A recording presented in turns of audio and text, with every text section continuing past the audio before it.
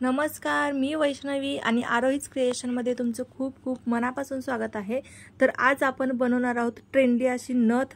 तर त्याच्यासाठी इथे मी 18 mm चे एक तार घेतलेले आहे आणि त्याला आपण राऊंड नोज प्लायरच्या मदतीने एक राऊंड करून घेणार आहोत।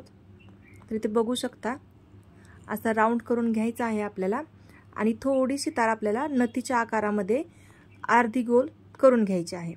आणि त्याचबरोबर आपण नथ नाकाला लावून बघायची की जो राऊंड आहे तो राऊंड बाहेरच्या साईडला यायला पाहिजे आणि त्या पद्धतीने आपल्याला त्याच्यामध्ये मणी टाकून घ्यायचे आहेत। तर हा एक मणी 15 रुपयाला बसतो। तर असे 3 मणी आपल्याला टाकायचे आहेत।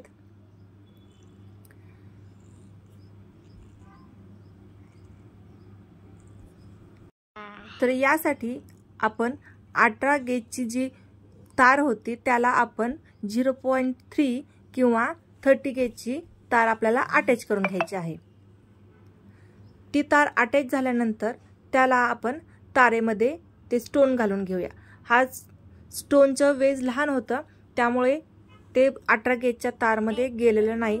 जर जात असेल 18 गेजच्या तारमध्ये तर तो स्टोन आपल्याला 18 गेजच्या तारमध्ये घालून घ्यायचा आहे आणि त्याच्यानंतर वायरने पॅक करायचं। परंतु इथे गेला नाही त्यामुळे मी तारमध्ये तो स्टोन घातलेला आहे आणि तो 18 गेजच्या तारेला पॅक करत आहे। तर आपल्याला हे कुंदन छान असा पॅक करून घ्यायचा आहे जेणेकरून नथ घालताना तो हलू नये। तर त्याच्यानंतर आपल्याला राऊंडवाला कुंदन घालून घ्यायचा आहे। तो 18 गेजच्या वायरमध्ये जात नाहीये त्यामुळे आपल्याला 30 mm च्या तारेमध्ये घालायचे आहे। तर हे तारेमध्ये घालून पॅक करून घ्यायचे आहे। आधी आपल्याला खालच्या साईडला 2 राऊंड बनवून घ्यायचे आणि त्याच्यानंतर आपल्याला त्या वेजातून तार काढून अटॅच करायची। तर इथे छान असं ते दोन्ही कुंदन पॅक करून झाले। तर त्याच्यानंतर इथे घुंगरू घेतलेत छोटे, तर ते आपल्याला मोजून घ्यायचेत। तर इथे 7 घुंगरू घेतलेत कारण आपण खाली देखील तसेच घुंगरू लावणार आहे। मग दोन्ही घुंगरू आपल्याला सेम आकाराचे लावायचे आहेत। कमी जास्त झाले तर आकार चेंज होतात त्यामुळे मोजून घ्यायचेत आणि छान असे ते घुंगरू हलू नये असे पॅक करून घ्यायचेत। तार 0.3 ची किंवा 30 गेजची जी वायर असते ते एकदम पातळ असते त्यामुळे ती जास्त करून दिसत नाही। फक्त घेताना आपल्याला थोडंसं ताणून घ्यायचं आहे, जास्त पण नाही ताणायचं। जास्त ताणलं तर एखाद्या वेळेस ती तार तुटू शकते त्यामुळे आपल्याला छान असे पॅक करून घ्यायचं आहे।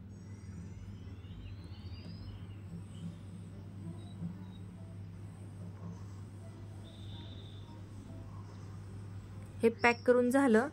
आता त्याच्यानंतर आपल्याला जो शेवटचा कुंदन राहिलेला आहे तो कुंदन घ्यायचा आहे। जसा वरती वापरलेला आहे तसाच कुंदन खाली देखील वापरायचा आहे। फक्त त्याचं जे टोक आहे ते खालच्या साईडला करायचं आहे म्हणजे छान असा त्याला गोल आकार येईल आणि जे वरती कुंदन वापरला होता त्याचा टोक वरच्या साईडला आहे। तर अशा प्रकारे आपल्याला इथे पॅक करून घ्यायचं आहे।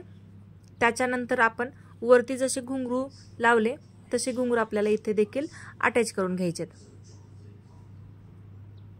हे देखील घुंगरू मोजूनच घेतलेत आणि काही वेळेस त्या घुंगरूमध्ये 2 किंवा 3 मणी येऊ शकतात तर बघून घालायचं। जर एखादा मणी जरी जास्त असेल तर तो घुंगरू बाहेर दिसेल। इथे असं पूर्ण पॅक करून घेतलंय। तुम्ही बघू शकता याचा फायनल लुक खूपच मस्त असा आलेला आहे आणि थोडीशी नथ मोठी करायची असेल तर खाली तुम्ही एखादा गोल मणी टाकू शकता। तर इथे मी असं ट्राय करून बघितले। तर आपल्याला तार बघायची केवढी राहिलेली वरची साईड कट करायची आणि कट करून झाल्यानंतर आपल्याला त्याला जो आपण सुरुवातीला राऊंड केला होता तसाच राऊंड आपल्याला इथे करून घ्यायचा आहे। तर तुम्ही इथे नथ बघू शकता आता कशी झालेली आहे तयार आणि आपल्या ॲडजस्टनुसार त्याला ॲडजस्ट करायचं। तार वाकडी झाली असेल तर थोडीशी सरळ करायची।